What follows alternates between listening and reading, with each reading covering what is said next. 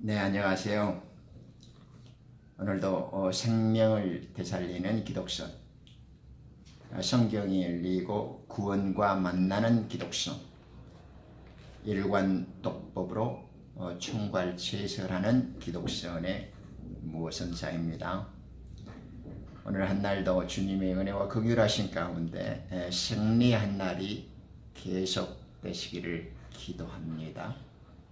지금은 우리 기독선의 두 번째 매듭 창조에 이제 들어왔습니다. 지금 우리가 그 시장님 그리고 바라라는 창조의 뜻을 가진 창조 요결 그리고 이제 창조 요결을 조금 의미를 부드럽게 만들려고 아담의 그 살려주는 영 그리고 우리 살아있는 헌과 예수님 제2아담이심 영의 살려주는 영으로 통해서 아담의 상태를 알아보는 살아있는 헌과 살려주는 영과의 의미들을 간략히 짚어봄으로써 이제 그 창세기 이제 1장 1절에서 1장 2절 이게 그 시장님 안에서 창조라는 것이 하나님의 세계와 물질 세계의 분리, 그 창조라는 말이 이미 분리, 선택, 투옥, 심판이라는 것이 함께 가진 의미, 그리고 하나님의 세계와 이 시간과 공간이라는 물질 세계, 즉 어둠으로 표현되어진 땅의 세계를 끊어버리고 찍어냈단 말입니다. 그래서 죄 지은 인간들, 즉 타락한 천사들을 위한 포로 수용소, 그 격리 시설을 땅을 조성해 갖고 이제 그들을 이제 추방시키려고 합니다. 그것이 이제 창세기 1장 2절에 땅은 그 형체가 없고 공허하며 이제 이렇게 시작되죠. 그런데 이제 여기에는 그 터바후브라고 하는 뭐 좀 이렇게 깊은 비밀과 또 톨레트라는 그 영적 그리고 땅에 사는 자들과의 계보 그리고 이제 간격 이론이라는 성경에 보다 좀 깊은 어떤 진리와 정수가 좀 들어있는 대목이기도 합니다. 그러나 이제 우리는 지금 뭐 그런 걸 조금 논의할 것은 조금 피하고요. 지금은 이제 성경에서 창세기 1장 2절에서 땅 그리고 이것이 왜 형체가 없고 공허하며 이 의미들이 왜 기품이 어둠이 이 기품의 그 내용물을 이렇게 담고 있고 그 위에 하나님의 영이 마치 암탉이 그 달걀이나 그 새끼들을 이렇게 품에 안고 있듯이 지금 성경이 하나님의 영이 그 수면 위에 이렇게 덮고 있는 이렇게 운행하시는 모습을 표현했단 말입니다.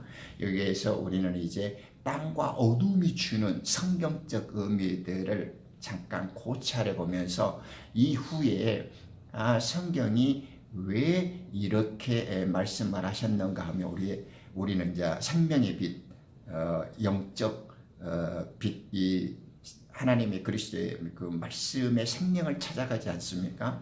그러한 의미들이 좀 분명하게 성경적 상징과 그 비유들에 대해서 좀 명쾌하게 이해가 되어지는 거죠. 그래서 이제 이 말씀을 오늘 이제 창조에서 두 번째 매듭으로 풀어가기로 하겠습니다.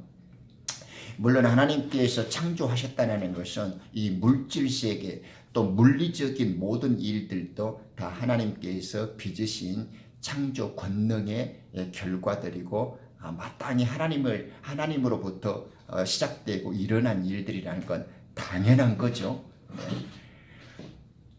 지금 이제 천상계로부터 빛이 가득한 하나님의 거룩한 세계로부터 피조물들의 반역과 또 불순종 그리고 이제 그들의 거역으로 해서 이제 물질 세계를 마련했습니다.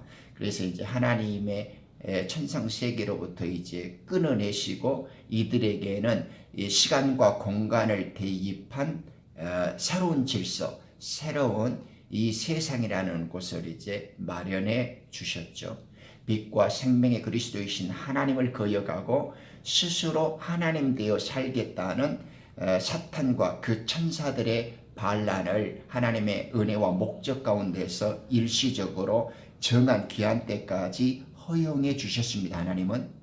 그래서 이제 우주의 심판을 이제 작정하고 하나님은 자신과 분리된 어둠을 이 타락한 인간들, 타락한 천사들, 즉 우리 육체의 몸을 입어야 하는 인간들에게 이제 보여주시고 그 질서를 조성하십니다.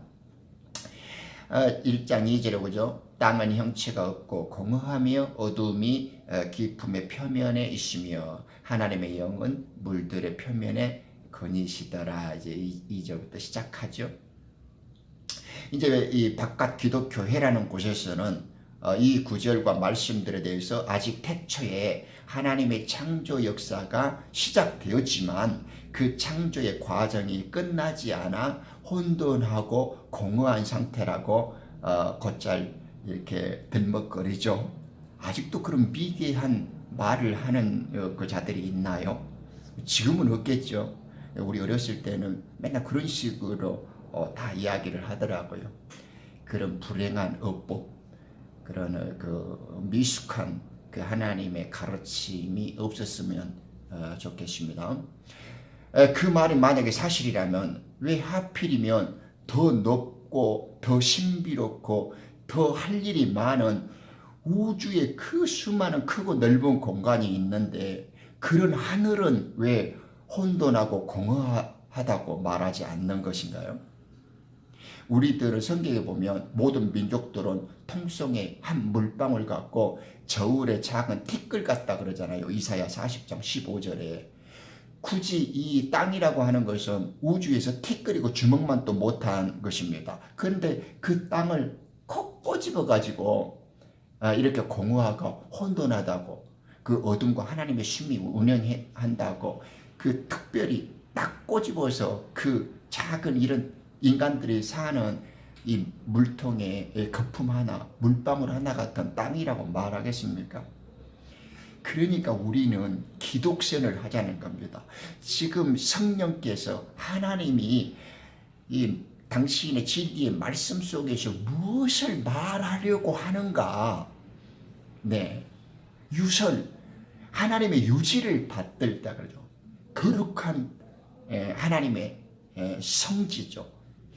임금과 같고 그 왕의 명령을 받들 듯이 거룩한 뜻, 그 하나님이 들려주시는 순수하게 그 은혜와 목적 속에서 계획된 그 말씀, 그 의미들을 깨닫고 찾아가는 게 우리에게는 중요하단 말입니다.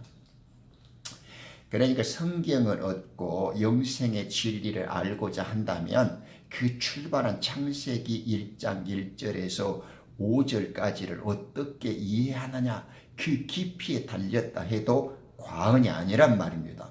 그래서 기독교의 무선사가 이 부분들을 애써서 힘주어 말하고 거듭 강조하고 있는 이유가 이것입니다. 모든 이단들을 그 유사 종파나 사이비들 그리고 어설프게 하나님의 진리에 대해서 이렇게 좀 말씀이 많은 자들을 주목해 보소. 한번 살짝이 관심을 갖고 살펴보십시오. 전부 그 끝을, 그 근원을 추적해 가면 이 하나님 진리의 시작부터 그들은 마귀의 그 혀를 조금씩 갖고 놀린다는 걸 금방 눈치챌 수 있습니다. 네, 저는 그렇게 다 확인해보고 살펴봤습니다. 이제 우리가 그만큼 처음의 메시지는 중요합니다. 만약에 처음에 이 메시지들, 이 창조와 에덴에 대한 비밀을 올바르게 깨닫지 못하면 성경은 늘 물 한 개처럼 되어집니다. 때로는 깊은 수렁에 빠진 듯이 점처럼 헤매고 나오지 못하게 되는 것입니다. 그래서 교회나 교회 지도자라고 하고 문제를 일으키는 자들은 꼭 이 안개와 올무 속에 갇힌 자들입니다. 말은 그럴싸하고 행세는 멋있고 인간적인 폼과 욕망과 어떤 명예는 얻었을지 몰라도 그들의 머리의 정수에는 마귀의 앞잡이가 되어 있고 사탄의 종로로 다는 교묘하고 간교한 혀를 구사하는 자들이란 말입니다. 그것을 기독선을 통해서 하나님의 창세 전에 그 비밀과 이 에덴으로 시작된 영의 진리들을 올바르게 깨두어서 그들을 타파하고 무너뜨리고 대적하고 승리해야 되겠죠. 그러기 위해서는 지금 땅과 어둠에 대한 의미들, 이 성경적 진리들을 잘 이해하자고요. 이 땅이라는 말이 특히 구약에서는 이제 표면적인 우리들이 거주하고 사는 땅, 이제 이렇게 하늘과 대비되어지는 땅의 의미로 많이 있죠. 예를 들면 지구의 겉을 이루고 있는 이 돌과 흙의 총치, 예를 들면 창세기 2장 7절, 열왕기하 5장 7절 이렇게 나오죠.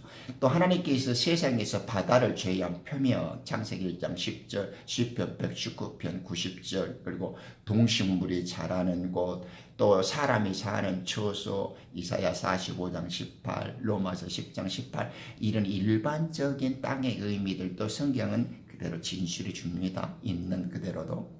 그렇지만 이제 진짜 우리가 주목해야 할 것은 세상이라는 이 말이 이 땅과 이제 관련해서 신명기 28장 1절이라든가 시편 110편이 이제 64절, 또 이렇게 토지라는 말을 대체하는 여러 의미들, 이런 것들도 이제 조금 발전되는 의미들로 이제 나타나죠. 그런데 이제 우리들이 이제 땅이라는 신학적 의미에서, 신학 성경에서 이 땅의 의미를 조금 깊이 있게 밝혀보면 이제 우리가 경계해야 할 것, 하늘과 영적인 것으로의 반대되어지는 경계와 하늘과의 반대, 영과의 반대, 그리고 우리를 위험에 빠뜨리는 땅이라는 의미로 사용되어짐을 우리는 기억해야 합니다. 예를 들어 볼게요. 마태복음 5장 35절에 영적인 반대 개념을 사용하시죠. 주님께서 그럽니다. 맹세하지 말라 그러죠. 하늘 보호자, 하나님의 계신 하늘 보호자, 땅은 그분의 판이니 이렇게 이야기합니다. 하늘과 땅이 반대로 쓰였죠. 마태복음 6장 19절에 이릅니다. 너희는 보물을 땅에다 두지 말라. 그죠?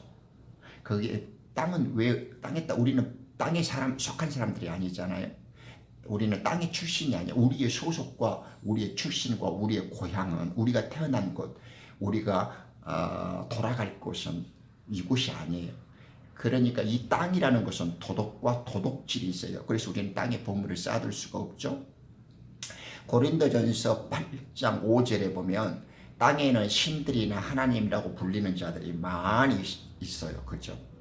이 땅이라고 부르는 것은 하나님이 정상적으로 간섭하지 않고 있다고 그랬죠. 만약에 하나님이 있다면 이 어둠과 불평과 전쟁과 살인과 간음과 막 이런 더러움과 무질서가 있을 수 없죠. 하나님이 계신 곳에는.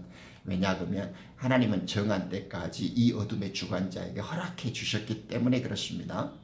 골로새서 3장 2절에 보면 결정적으로 말씀을 하죠. 우리 위에 있는 것들에 너희 마음을 두고 땅에 있는 것들에 마음을 두지 말라 이러지 않아요.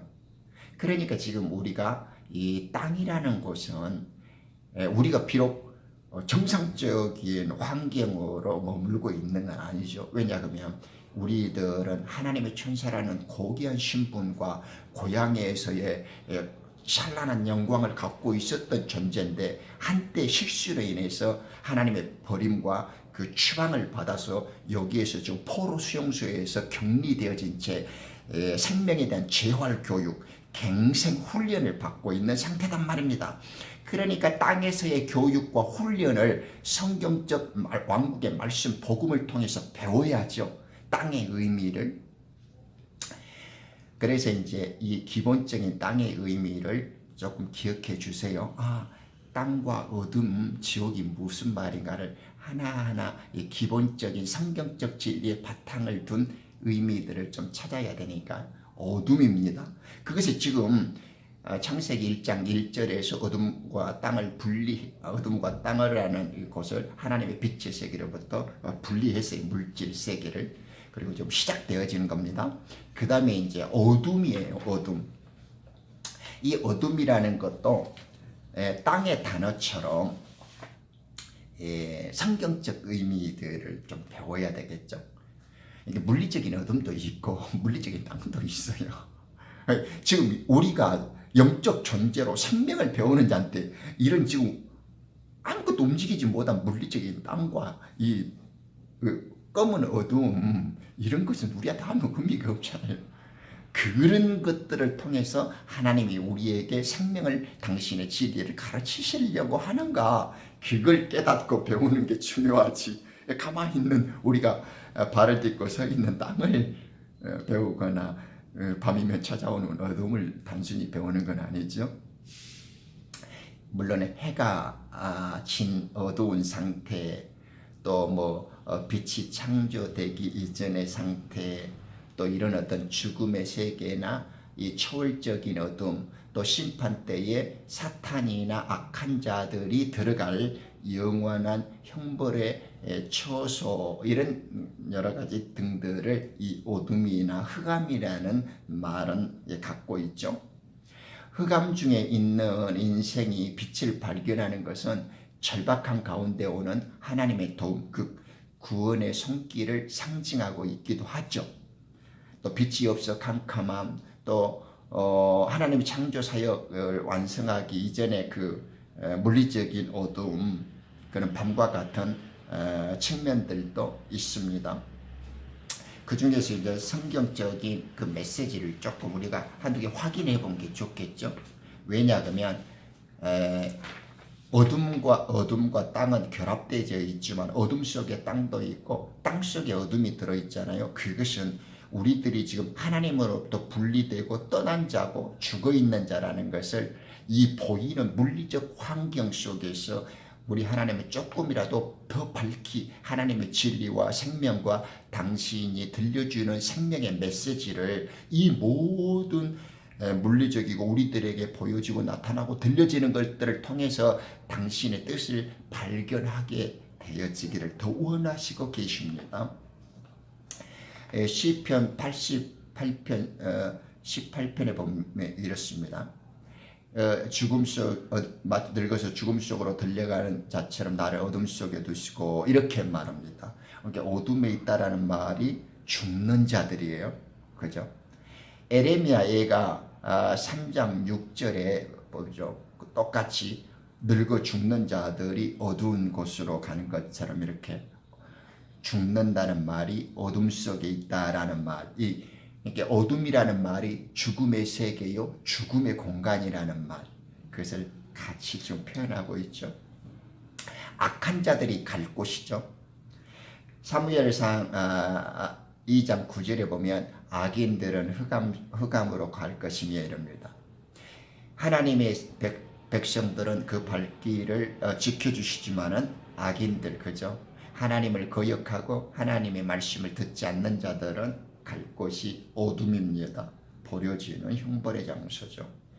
또 우리 익히 신약에서 공부하고 많이 듣지 않습니까? 마태복음 22장 13절에 저 악한 자들을 바깥 어둠에 내어버리라, 이렇게 주님이 말씀하시죠.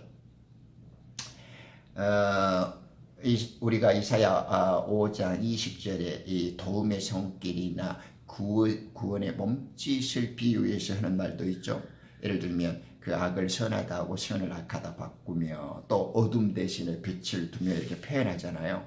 그러니까 어둠 속에서 빛을 발견하고 빛을 구하는 자들의 그 어떤 상태들은 우리가 구원을 찾아가고 하나님의 손길을 앙망하는 표현이기도 합니다. 그런데 이제 우리가 어둠을 공부할 때 두 가지 사실을 한번 마음에 꼭 담아두시고, 땅과 어둠을 통하여서 하나님의 빛과 생명을 대조적으로 깨닫게 하시는 하나님의 위대한 말씀의 메시지를 두 군데만 더 확인해 볼게요. 초월적인 어둠에 대해서 성경은 강조해 줍니다. 그 중에 하나가 출애굽기 10장 21절이죠. 이것은 확인을 하고 제가 읽어드리겠습니다. 이것은 그 파라오 있죠. 이집트 탈출 전에 모세가 12번째 그 기적을 할 때 9번째 그 심판, 이집트 온 땅에 짙은 어둠이 내리게 되어지는 사건이죠. 주께서 모세에게 말씀하시기를 하늘을 향하여 내 손을 내밀어 뻗쳐서 이집트 땅 위에 어두움, 곧 더듬을 만한 어둠이 있게 하라. 그렇죠. 모세가 하늘을 향하여 그의 손을 뻗치니 짙은 어둠이 이집트 땅 전역에 3일 동안 있어 3일 동안 그들이 서로를 보지 못하고 자기 저수에서 아무도 일어나는 자가 없더라. 그러나 모든 이스라엘 자손들은 그들의 거처에 빛을 가졌더라. 놀랍죠? 마치 지금 예수님이 오셔서 마지막 심판 때까지 행하시는 구원을 이 3일의 이집트 죽음과 노예의 땅, 그 버려진 적그리스도 그 사탄이 가지고 있는 세상에서 구원을 얻어야 할 하나님의 백성들은 그리스도라는 빛을 갖고 있고, 적그리스도 세상과 사탄의 휘하에 있는 그 지옥의 어둠들은 온통 흑암에 갇혀버리는 것처럼 그 엄청난 비유와 짤막한 3일의 그 사건 속에 축약되어 있는 것 같지 않습니까? 하나님의 빛, 즉 예수 그리스도를 잊어버린 자들은 이와 같은 짙은 어둠, 의도되어진 암흑 속에 던져지고 깜깜한 칠흑 속에서 서로를 알아볼 수 없고 더듬을 수 없고 저소에 나올 수도 없는 존재입니다. 어둠에 갇혀서 빛을 하나님이 주시지 않으면 도저히 찾을 수도 없는 절망과 죽음의 상태. 그래서 이 흑암에 앉은 자들, 어둠의 그늘, 죽음의 그늘에 앉은 자들에게 빛 대신 주님께서 찾아오셔서 당신의 빛을 던져주시고 비춰주시고 보여주셔야죠. 왕국의 말씀으로. 그래서 이 어두움은 우리가 그냥 낮과 밤을 보는 것처럼 이렇게 인식할 것이 아니라 하나님을 떠난 죄의 상태고 주님의 생명의 빛을 발견하지 못한 우리 존재적인 운명과 이 생명의 상태가 상황이 바로 저런 것이구나 라는 인식을 분명히 해야 될 것입니다. 그리고 또 하나 있죠. 이 사건과 강력하게 호흡을 맞추고 있는 구절이 바로 마태복음 27장 45절의 말씀입니다. 다 잘 아시죠? 예수님이 십자가에 달리셨을 때에 어떤 일이 벌어집니까? 제6시에서 제9시까지 온 땅에 어둠이 들이오더라 이러죠. 생각해보시면 멀쩡한 대낮에 12시에서 3시면 가장 태양의 빛이 뜨겁고 왕성해야 될 때인데 그때는 주님이 십자가에서 달려 돌아가시며 당신이 세상의 빛으로 오셨고 생명의 빛입니다. 그 빛이 당신의 백성들의 거절을 당하고 반역을 당했을 때 당신은 이 땅에서 우리들의 죄를 모르는 자들의 죄를 용서하시고 죽었지만 하늘로 올라갔을 때 당신이 이 세상을 떠나고 없어질 때 그것을 어둠으로 말씀하고 계십니다.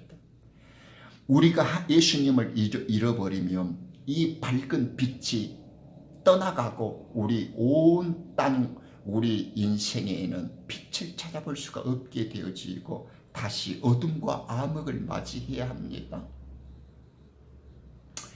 그러니까 애굽 땅에 온 땅이 내리듯이 예수님이 떠난 마음, 예수님을 찾아 발견하지 않으면 우리들의 삶과 인생은 어둠 속에서 마귀에 조종당하고 옛 뱀의 유혹에 노략질 당하면서 우리는 다시금 이 죽음과 절망으로 이제 내 던져짐과 영원한 버림과 심판에 처해지게 되는 겁니다. 이제 꺼지지 않는 불못이라는 참된 지옥의 심판을 경험해야 되는 겁니다. 그러니까 빛을 갈망해야 하고 빛 속에서 확실하게 살아야 되겠죠. 그러다가 이제 이 땅이 형체가 없고 공허하며 그죠. 어둠이 이 깊은 수면 위에 하나님의 영이 거하신다라는 이 표현을 에레미야 선지자가 이날의 참상과 이 멸망의 참혹한 광경을 목격하고 위대한 메시지를 우리들에게 더 확실하게 증거해 주는 말씀을 한번 살펴보겠습니다. 이것이 형체가 없고 땅이 공허하며 라는 위대한 말씀에 이제 그 쐐기를 박아주는 증거가 될 것입니다. 그 전에 계시록 22장 5절에 보면 이제 새 하늘에는 밤과 어둠이 없죠. 네. 그러기에 이제 상징적이고 비유적인 어둠.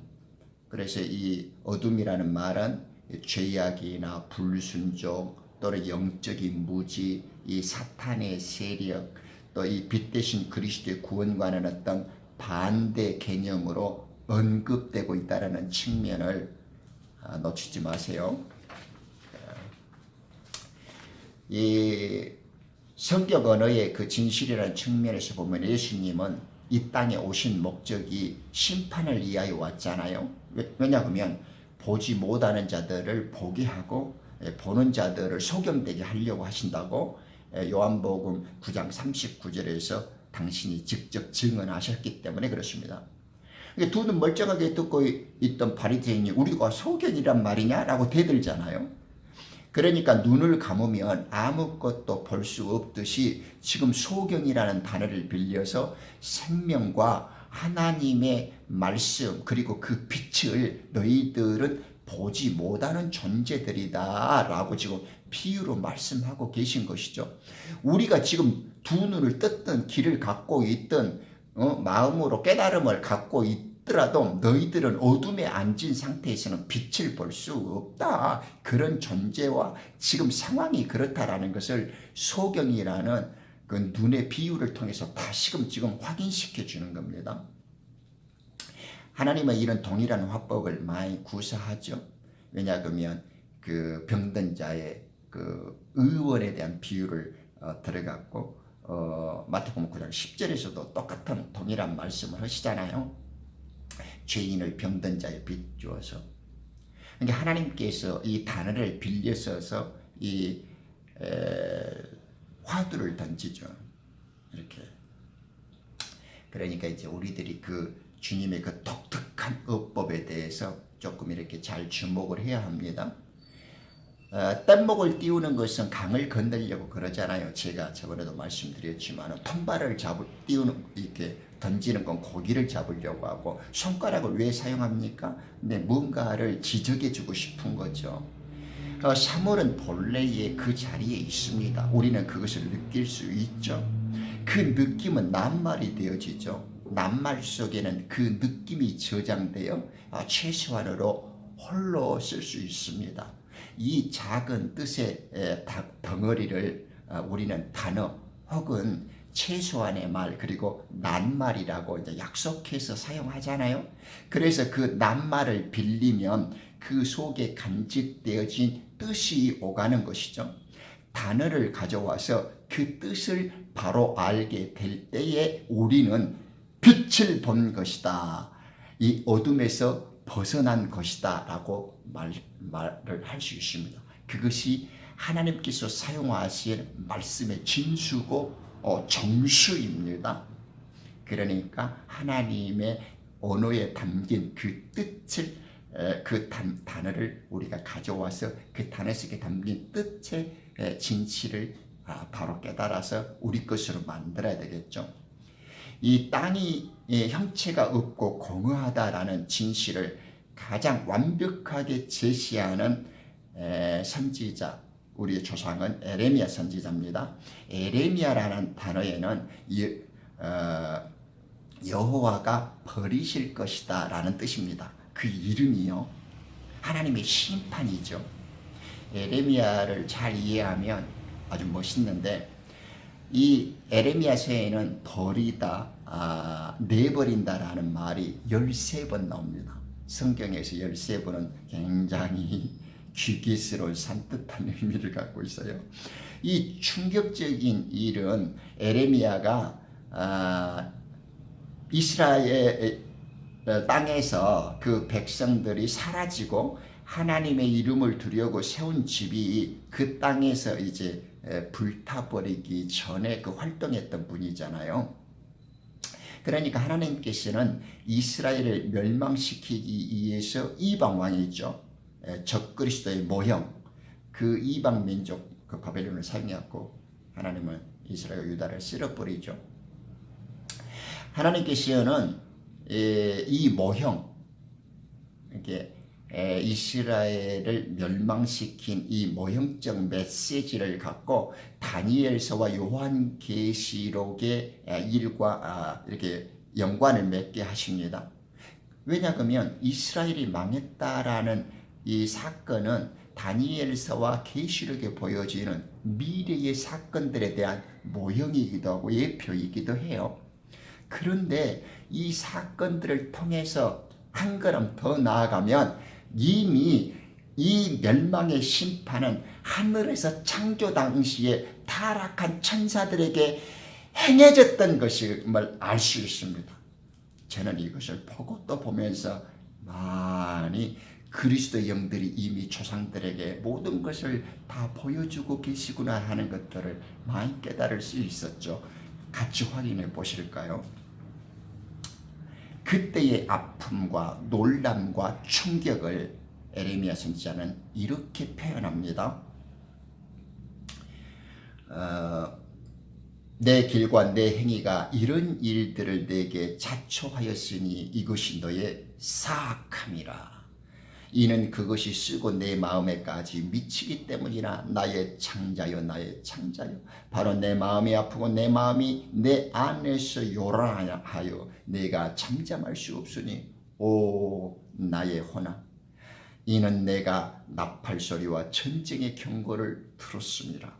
지금 눈에 보이는 표면적인 사실은 망해가는 이스라엘을 보고 있습니다. 멸망 위에 멸망이 소리지르니 온 땅이 황폐하게 됨이라. 갑자기 내 장막들이 손상되고 내 휘장들이 순식간에 손상되었도다. 그러죠. 지금 망해갈 것 같은 예언으로 말씀되어지는 것 같은데 20절에서 멸망 위에 멸망이 소리지르니 온 땅이 황폐하게 돼버렸어요. 과거가 돼버렸어요. 그리고 갑자기 내 장막들요, 마이 텐트, 우리 고린도후서 5장 2절에 하늘로부터 내 육식 장막, 내 육신의 장막, 마이 텐트죠. 그리고 내 휘장들, 내가 하늘나라에서 살았던 마이 커튼, 하나님은 라케라 그래서 우리가 살고 있는 하늘 거룩한 곳과 이 땅에 분리되어지는 그 휘장, 우리 주님은 살아있는 육체로서 하나님께 나아가는 휘장을 갈랐지 않습니까? 그래서 하나님과 나아갈 길을 통해줬죠. 그 내가 살던 곳에 처서로부터 내가 추방당하니까 그 내 살던 곳으로 찢겨지면서 내가 내어 쫓김과 내 던져짐을 당한 거죠. 이것이 멸망이었고 내 살던 그 장막에서 나가 쫓겨나고 내 영광스러운 몸을 벗어버리고 내 육신, 나의 텐트가 벗겨지고 내 살던 휘장들에서 쫓겨나서 멸망이 땅 위에서 떨어지니까 그 황폐함에 대해서 혼과 절망과 참혹한 아픔을 지금 노래하고 있는 겁니다. 내가 언제까지 그 깃발을 보며 이 나팔 소리를 들으리까? 내 백성은 어리석고 그들은 나를 알지 못하였으니 그들은 바보 같은 자식들이요 지각이 조금 없도다, 조금도 없도다. 그들은 악을 행하는 데는 현명하나 선을 행하는 데는 지식이 없도다. 23절에 내가 땅을 보았더니 보라. 땅을 보았어요. 이 모든 일을 하늘에서 보고 있는 것처럼 땅의 언어로 땅의 이치로 설명을 잘하고 있던 에레미야 선지자가 지금 자기 눈앞에서 멸망해 갈 이스라엘을 보고 있는 것처럼 표현하다가 하늘에서 땅을 보고 있는 겁니다. 내가 땅을 보았더니 보라. 형체도 없고 공허하며 하늘들에는 빛도 없더라. 이렇게 에레미야 4장 18절에서 23절로 망해갈 이스라엘을 보고 이 사건이 다니엘서와 계시록의 사건인과 동시에 이 하늘에서 그 첫 장막을 잃어버렸던 타락한 천사들이 이 땅에 내어 쫓김을 당한 그 멸망의 황폐함과 참상들을 보여주고 노래하고 있단 말입니다. 이것이 에레미야 선지자가 거짓 선지자와 축출이란 뜻, 하나님이 내버리시고 던진다, 버릴 것이다 라는 걸 13번이나 사역해서 큰 사건이 있었을 때 이스라엘이 망한 것이 큰 사건이죠. 하늘에 있는 루시퍼, 뱀의 무리들 사탄과 그 휘하의 천사들을 미가엘 천사를 해서 쫓겨갖고 내던져버리는 사건이 있는 것이 큰 사건이죠. 타락한 천사들이 그 루시퍼와 함께 물질 세계로 끊어내버린 그 내던진 거짓 영들, 거짓 선지자들을 멸망시키고 하늘나라부터 던져버린 축출과 그 내버림이 이렇게 창세기 1장을 통해서 에레미야 선지자가 지금 내일 모레만 망해갈 이스라엘에 대해서 그리고 계시록에서 표현되어지는 그 옛뱀 용들과 그 휘하에 딸린 그 타락한 천사들을 하늘에서 내던져버리는 전쟁, 미가엘과의 전쟁, 이 나팔소리와 경고를 통해서 한 눈으로 동시에 세 사건의 역사를 그리스도의 영을 통해서 보여주시고 계신 겁니다. 그것이 에레미야 선지자의 이름이고 에레미야 선지자가 당시 이스라엘 속에서 하나님의 뜻을 대언했던 것이죠. 하나님을 떠나서 하나님처럼 살아보겠다고 하는 사탄과 그의 천사들은 피조물들이 감히 상상할 수 없는 날벼락과 철퇴를 당해야 했습니다. 하나님의 빛의 나라 그 영의 거룩한 세계로부터 그들은 찍어냄을 당했고 그들은 깊음의 어둠에 던져서 감금 투옥당했습니다. 주님께서 은혜와 목적 가운데 유예의 날 돌이킬 수 있는 회개의 시간들을 허락하셨습니다. 큰 날의 심판, 즉 예수 그리스도가 십자가에 가서 그들에게 빛을 전달되어지기까지 그들은 투옥되어졌고 격리 수용되어졌으며 정리 정돈을 물질세계로부터 갈라서 그들을 따로 우리 그 청송보호소나 거제도 그 포로수용소처럼 이 범죄한 천사들, 이 타락한 영과 그 휘하의 천사와 신들이라고 불리는 하나님의 아들들로서 영광스러운 지위를 내던졌던 자들을 냉혹하고 철저한 심판 속에 내던져버리고 하늘 빛의 나라에서 찍어버린 겁니다. 그것을 지금 에레미야 선지자가 어리석은 바보들이고 지각이 없고 하나님을 알지 못한 자들이었다. 이렇게 지금 사람이 하나님께 불순종하고 배교하고 거역했던 동일한 논리와 모습으로 하늘 역사를 말씀해주고 있었던 것입니다. 에레미야 선지자는 is spoiled, 버려지다, 못쓰게 되다, 망하다 라는 말을 계속해서 3번이나 사용합니다. 한 문장 속에서. 하나님의 처단과 명령이 집행되어진 것이 형체가 없고 땅이 공허하고 이 깊음의 어둠이 있다라는 표현이었습니다. 염염 잘 학습해 가겠지만은 이제 조금 이해가 밝아져서 기도를 해 나가시는 게 좋겠죠. 오늘도 들어주셔서 감사합니다.